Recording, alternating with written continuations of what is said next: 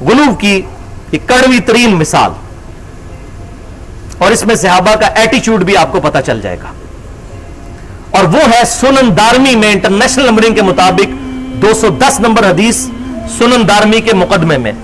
इमाम दारमी रहमतुल्लाह अलैह इमाम मुस्लिम के, इमाम अबू दाऊद के और इमाम तिरमिजी के उस्ताद हैं, और इमाम मुस्लिम ने 71 हदीसें सही मुस्लिम में इमाम दारमी से नकल की हैं। और बाद मुहद्दिसीन के नजदीक कुतुब सित्ता में सुनन इब्ने माजा नहीं बल्कि सुनन दारमी शामिल है। इतनी ये ऑथेंटिक किताब है। उसके मुकदमे में यह हदीस है 210 नंबर कि सैयदुना अब्दुल्ला इब्ने मसऊद रदियल्लाहु ताला अन्हु शुरू के मुसलमान और हुजूर के लाडले तरीन सहाबी। बुखारी के अल्फाज हैं कि ये सफर हजर में नबी सल्लल्लाहु अलैहि वसल्लम की मुबारक जूतियां अपने साथ रखा करते थे। इनका नाम पड़ गया था या साहिबन नालैन, ए रसूलुल्लाह की मुबारक जूतियों वाले अब्दुल्ला बिन मसऊद रदियल्लाहु ताला अन्हु, बड़े लाडले सहाबी। इनको सैयदुना व मौलाना उमर इब्ने खत्ताब रदियल्लाहु ताला अन्हु ने कूफे का चीफ जस्टिस बनाया हुआ था। अबू दरदा को शाम का और इनको कूफे का। 33 हिजरी में ये फौत हुए अब्दुल्ला इब्ने मसूद रदियल्लाहु ताला। काज़ीउल क़ज़ा के ओहदे पर थे कूफे के अंदर, जो उस वक्त मुसलमानों की सबसे बड़ी फौजी छावनी थी। तो इनके घर सुबह के वक्त अब्दुल्ला सैयदुना अबू मूसा अशरी रदियल्लाहु ताला अन्हु आए और उन्होंने अब्दुल्ला इब्ने मसूद से कहा कि आप हमारे साथ जरा मस्जिद में चलिए, देखिए मस्जिद में आज एक ऐसा नया काम हो रहा है जो हमने आज से पहले होते हुए नहीं देखा। लेकिन बज़ाहिर तो वो खैर का काम ही नजर आता है। अबू मूसा अशरी ने कहा, लेकिन अबू मूसा अशरी जो है वो एक आम से आबी थे और चीफ जस्टिस तो वो थे ना इंटेलेक्चुअल लेवल पे, फकीह उम्मत अब्दुल्ला इब्ने मसऊद रदियल्लाहु ताला अन्हु। ये तीन बंदे अब्दुल्ला इब्ने मसऊद, अब्दुल्ला इब्ने उमर और अब्दुल्ला बिन अब्बास रदियल्लाहु अन्हुम अजमईन, ये तीन टॉप के फकीह है इस उम्मत के अंदर। तो लेकिन उन्होंने कहा मुझे शक है, इसीलिए मैं आपके पास आया हूं। तो सैयदना अब्दुल्ला इब्ने मसूद ने पूछा कि ए अबू मूसा अशरी, तुमने मस्जिद में क्या देखा? तो कहने लगे कि मैंने देखा कि लोग नमाज के इंतजार में बैठे हुए हैं हल्के बनाकर, और उन्हें अपने सामने गुठलियां और ये कंकरियां रखी हुई हैं, और एक बंदा बुलंद आवाज से कहता है पढ़ो 100 दफा सुभान अल्लाह। तो सारे फिर कंकरियां फेंकते हैं, पढ़ते हैं सुभान अल्लाह सुभान अल्लाह सुभान अल्लाह सुभान अल्लाह। फिर वो बंदा कहता है पढ़ो 100 दफा ला इलाहा इल्लल्लाह, फिर ला इलाहा इल्लल्लाह वो पढ़ते हैं इस तरह अल्लाह अकबर। अब ये तस्बीहात तो बिल्कुल ठीक है, सही मुस्लिम में हदीस है कि नबी सल्लल्लाहु अलैहि वसल्लम ने फरमाया जिन चीजों पर सूरज तुलू होता है इन 4 तस्बीहात से बढ़कर मुझे कोई और शायद दुनिया में महबूब नहीं है, सुबहान अल्लाह वल्हम्दुलिल्लाह वला इलाहा इल्लल्लाह वल्लाहु अकबर। ये 4 तस्बीहात तो ठीक है। तो अब्दुल्ला इब्ने मसूद ने कहा कि तुमने उनको रोका क्यों नहीं? तो उन्होंने कहा मैं इसीलिए तो आपके पास मशवरे के लिए आया। तो अब्दुल्ला इब्ने मसूद ने फरमाया तुझे तो चाहिए था, उनको कहता है अपने गुनाह गिने, उनकी नेकियां कम नहीं होंगी, ये जो नेकियों के चक्कर में पड़े हुए हैं अपने गुनाहों को शुमार करें, ये जो उन्होंने अमल शुरू किया है। फिर अब्दुल्ला इब्ने मसूद रदियल्लाहु ताला अन्हु फकीह उम्मत, chief justice of Kufa in the era of सैयदना उमर रदियल्लाहु ताला अन्हुम अजमईन, मस्जिद में आए और 5 बातें आपने इरशाद फरमाई। वलियाज़ु बिल्लाहि ताला, फरमाया ए उम्मत मुहम्मदिया तुम्हारी बर्बादी हो, इतनी जल्दी तुम रसूलुल्लाह के बाद हलाक हो गए। अल्लाह अकबर, पहली बात ये। दूसरी बात, जबकि नबी के सहाबा दुनिया में मौजूद हैं।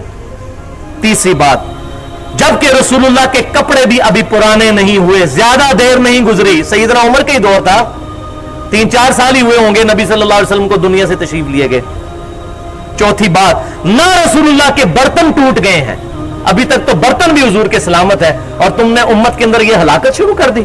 और 5वीं बात, अल्लाह की कसम, या तो तुम मोहम्मद सल्लल्लाहु अलैहि वसल्लम की मिल्लत से ज्यादा हिदायत पर हो, या तुमने गुमराही का दरवाजा खोल दिया है।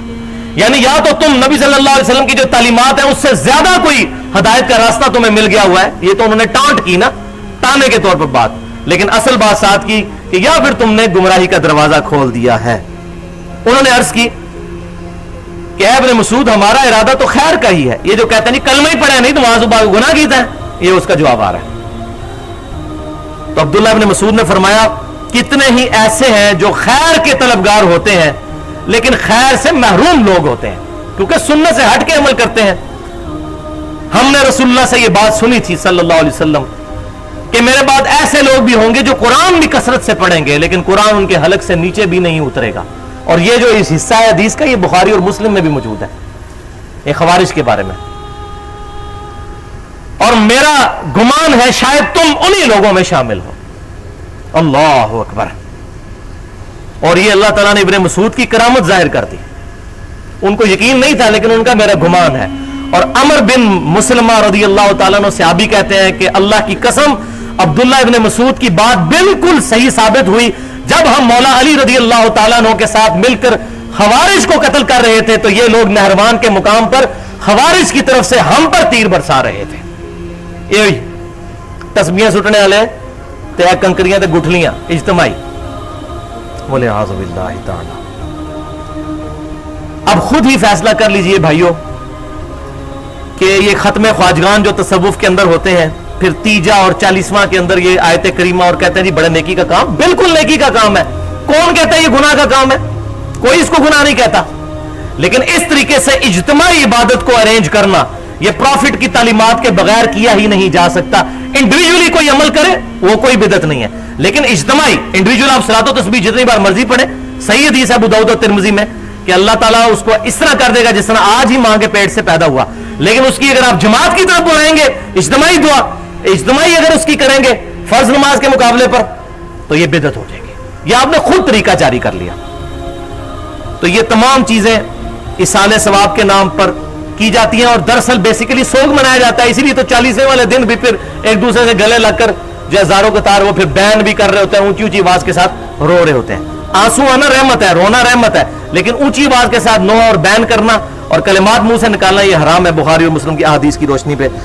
اس میں نے الگ سے ایک لیکچر ریکارڈ کروا دیا ہے تقریباً 1.5 گھنٹے کا مسئلہ نمبر 74 کے نام سے اصالہ ثواب ختم اور فاتحہ وغیرہ کے صحیح احکام و مسائل.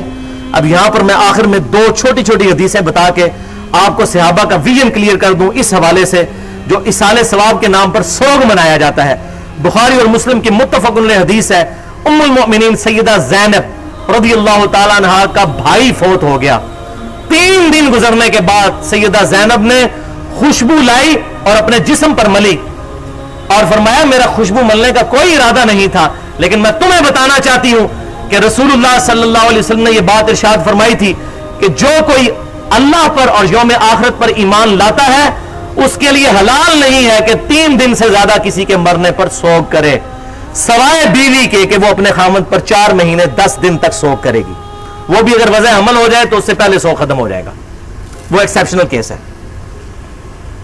تو جان بوجھ کر لوگوں نے تو کہا ہوگا دیکھو جی نہ ملتی لیکن انہوں نے جان بوجھ کے ایسا کام کیا کہ امت کو پتا چلے. خوشبو ملی 4تھے دن بھائی مرا ہوا. اور یہ تو بھائی کوئی کہے گا جی بھائی سے محبت نہیں ہوگی.